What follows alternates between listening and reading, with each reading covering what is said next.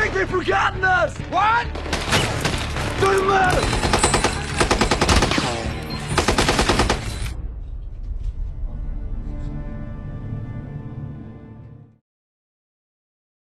Saya menunjukkan kerjaya saya dalam LTM ni dengan memasuki kadet. So pada tahun 1989 saya masuk kadet di Sulawesi dan kemudiannya saya telah melanjutkan latihan saya di Royal Military College Dantrum, Australia, dan saya grad daripada sana pada tahun 1992. Okay. So unit pertama yang saya ditugaskan adalah di unit 19 Regimen Askar Melayu Diraja, mechanized di Sungai Petani Kedah. Okay. So saya masuk unit saya pada bulan 8 dan setelah berada di unit kemudian menjalankan tugas-tugas sebagai Platoon Commander, dan kita mendapat arahan daripada pasukan iaitu untuk bertugas di Somalia di bawah United Nations. Okay. So di unit saya adalah ketua platoon nombor 5 ataupun call sign 22, iaitu platoon nombor 2 Bravo Company. Okay. Kalau dalam bahasa militernya dia panggil 22 lah. So dari segi seniority saya adalah nombor 2 platoon B Company. Di dalam B Company, ketua company pada masa tersebut dia adalah Major Rashid. Ketua IC-nya adalah Kapten Halim. Platoon Commander nombor 4 ataupun call sign 21 adalah Lieutenant Zunaidi. Dan saya call sign 22, dan call sign 23 iaitu Platoon Commander nombor 6 iaitu Lieutenant Khairul. Platoon Sarjan saya pada masa tersebut ialah Sarjan Abdul Rahman, sekarang Sarjan Shalizan. Okay. Dan di bawah saya ada 3 section, dan kalau dalam call sign dalam tenteranya ialah 22 Alpha, 22 Bravo dan 22 Charlie.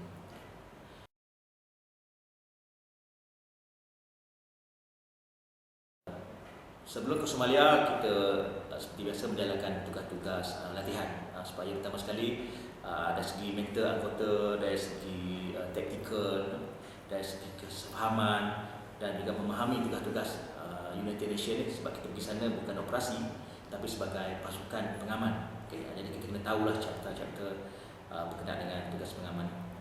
So bila berangkat ke Somalia, kami ditempatkan di kamp lapangan terbang Mogadishu ataupun Mogadishu Airport lah. Okay. So di sana kita ditempatkan di dalam kemah-kemah. Dalam kemah tu saya bersama-sama dengan kemah yang officer. Dalam kemah saya tu semuanya kawan-kawan muda. Saya Lieutenant Juraimi, Lieutenant Kamal, Lieutenant Junaidi, Lieutenant Fazli, yang saya ingat Lieutenant Khairul, Lieutenant Juraimi, BGP semua. Okay. So tugas harian kami di Somalia itu basically membuat rondaan. Okay. Jadi sebagai ketua platoon, sebagai platoon mechanized, basically di Somalia ni ada 2 company yang dipanggil operation company lah, yang ditugaskan untuk membuat rondaan, iaitu company A dengan company B. Jadi setiap company ni dia bagi sektor masing-masing lah.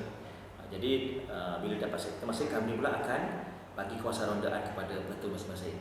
Okay. Secara amnya tugas saya adalah meronda lah di Mogadishu siang dan malam. Okay. Biasanya kita meronda 2 jam lah. Okay. Dalam rondaan kita tu kadang-kadang kita dibantu oleh pasukan unit terbang, iaitu tak salah saya call sign 54, tak salah saya lah. Okay. Biasanya dia bagi sebuah APC, AKK untuk bersama kita lah untuk buat rondaan. So saya ingat saya rondaan yang saya buat tu meliputi dari area seperti Pelabuhan Baru ataupun Newport, Old Port dan juga UNHQ lah. Okay. So dalam tugas-tugas ronda tu kita biasanya buat set up checkpoint, kita set up observation post. Checkpoint ni kita duduk, kita ronda, kita berhenti kejap dan kita buat observation. Kita tengok keadaan kat situ terkawal ke bagaimana, boleh katakan keadaan situlah. Okay, ada halangan ke, kita nampak ada potential barricade ke, potential hazard pada kita lah. Dan biasanya selepas kita balik daripada rondaan, kita akan buat laporan kepada ketua kita apa kita observe selama 2 jam itulah. Di samping tugas kekeluargaan juga, kita juga terlibat dalam operasi seperti coordinate search. Jadi ada area di mana kita membuat penggeledahan dari senjata-senjata. Dan juga operasi material, maknanya kita bagi makanan kepada orang Somalia.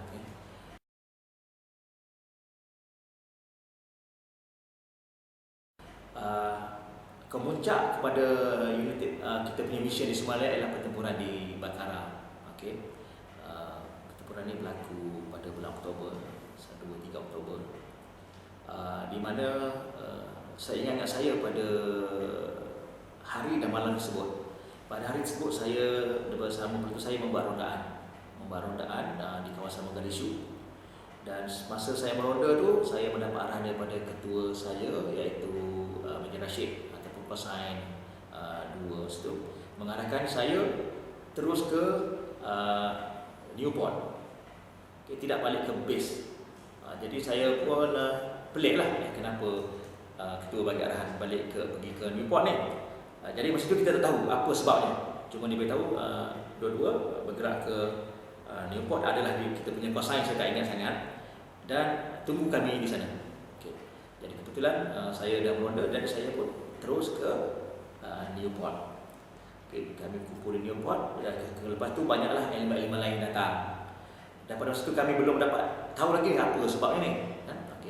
So masa tu elemen-elemen lain datanglah. So dari kami, saya datang, Lieutenant Junaidi sampai, Carol dan juga Osi datang.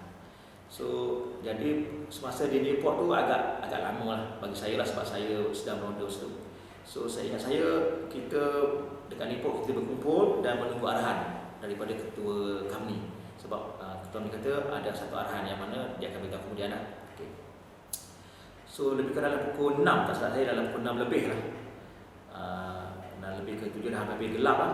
Dan baru kita dapat tahu yang bahawa kita ditugaskan untuk misi menyelamat helikopter yang jatuh.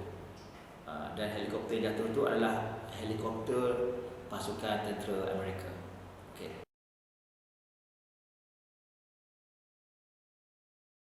Jadi sebelum operasi biasalah kita akan buat preparation, dia panggil battle preparation lah. Jadi arahan ketua saya lah pada hari itu, dia kata saya nak semua esok troop keluar daripada ABC, mana tak payah bawa. Maknanya kalau kita ingat dalam unit ABC ni kita ada kita punya esok troop kita. Pada satu buah kereta kita ada pemandu, kita ada driver dan kita ada esok troop, pasukan infanteri lah. Jadi untuk malam tu mesti kata tak payah bawa. You cuma fokuskan kepada ketua kereta dan juga pemandu. Itu mestilah, sebab nak bawa kita masuk, dan juga orang yang fikir penting lah. Sebab pertama sekali ialah kereta kita tu akan bawa pasukan Amerika masuk dalam. Jadi sebab preparation dah buat, dan kita juga membuat counting dari segi peluru lah. Sebab kita nak perang, kita pastikan kita ada peluru yang cukup, komunikasi kita boleh berjalan lancar, terutama radio kita, dan juga senjata lah. Lepas tu walaupun kita minimum yang nak pergi, tapi kelengkapan perang tu mesti lengkap, sebab kita tak tahu berapa lama kita akan berperang. So lebih kurang dalam malam, dan OC saya memberi arahan, memberi order untuk pergi ke objektif. So saya difahamkan objektif kita adalah objektif B. So jadi OC telah memberi arahan, terutama sekali dari segi formation. Maknanya siapa yang akan bergerak dulu sebelum ni. Jadi dalam arahan tu, pasukan yang bergerak di hadapan saya ialah Lieutenant Zunaidi lah, ataupun nama panggilan 21. Diikuti oleh saya 22, dan atas saya OC saya kat belakang, dan Lieutenant Khairul, Lieutenant Khairul PGB, iaitu Kosain 23. So di pelabuhan tu tak banyak sangat dari segi aktiviti, sebab kita masa tu banyak menunggu pada arahan lah. So saya tak nak ceritalah pasal macam mana komander Amerika datang. Dia basically komander Amerika tu datang dengan helikopter dekat dengan port tu, turun helikopter, dia jumpa komander kita. So komander kita terima arahan daripada dia panggil koordinasi lah. Lepas tu barulah komander kita, OC kita jumpa kita.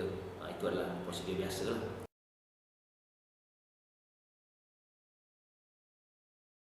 Okay, so saya ingat kita bergerak dari dalam pukul 10 lebih lah. Lebih kurang dalam 10 lebih ke 11 lah malam So kita bergerak dan daripada lokasi airport dulu ke checkpoint 19 tak salah saya. Checkpoint 19 14 saya ingat lah. Mahal kebakaran ada satu checkpoint. Okay, dan normally kita tahulah checkpoint tu sebab bila kita ronda kita hanya lalu checkpoint tu. Dan checkpoint tu kita memang ingat sangat sebab checkpoint tu agak panas lah. Okay. Jadi sepanjang daripada pergerakan ke checkpoint tu, sebab kita akan sampai checkpoint, dan checkpoint tu Zunaidi akan beritahu bila sampai checkpoint dia akan bagi signal kita, contohnya Delta Mike Yankee. Mana itu menunjukkan bahawa dah sampai kat checkpoint tu. Sebab bila kita dah dekat objektif kita ada dia punya reference point lah, supaya dari segi command and control. Okay.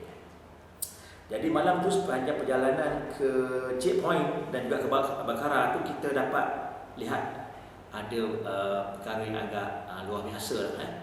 Sepanjang jalan tu adanya tayar yang telah dibakar.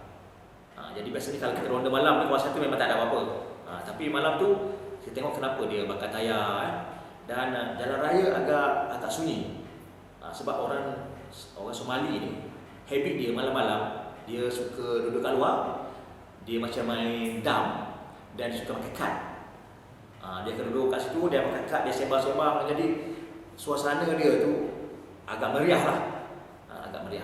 Tapi pada malam tu dia berbeza. Jadi sebagai komander on the ground yang selalu menonda itu, kita dapat rasa lah, ini ada sesuatu yang luar biasa lah. Jadi biasanya kita dapat tangkap benda tu cepat. Sebab kita pun dilatih dan kita berbiasa tempat tu, kita tengok maknanya. Dan ini menambahkan lagi kesiapsiagaan kita lah. Dan kita boleh anticipate apa yang nak berlaku depan lah. Okay. So kami Charlie bergerak didahului oleh platoon Zunaidi iaitu 21, dan platoon saya dalam platoon saya pula formation saya pada masa itu saya ingat saya ialah 21 Alpha, 21 saya, 21 Bravo dan 21 Charlie. Okay. Jadi bila kita bergerak sebagai satu formation, dan bila sampai di checkpoint 19 tak salah saya, Zunaidi naik ke radio beritahu ke OC kita bahawa telah sampai ke checkpoint 19. Okay, maknanya bila sampai ke checkpoint 19 tu kita dah terlalu dekat sangat lah dengan objektif kita, dengan Bakara. Okay.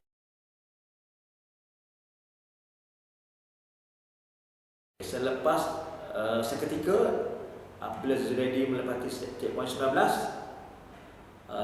dan kita mula mendengar tembakan. Dan di sana bila mendengar tembakan dan saya dengar kat radio Zunaidi beritahu dia punya call sign dia ada sebuah kereta hilang lah. Daripada hilang. Jadi masa tu kita dah start menerima tembakan lah. Jadi saya tak boleh nak sangat lah daripada checkpoint 19 tu ke dalam beberapa lama ke dalam, tapi tak terlalu lama lah. Lebih kurang dalam 5 minit. Lepas itu dah start nembak lah. Dan saya percaya dia punya jarak tak jauh sangat lah sebab kita ABC kan.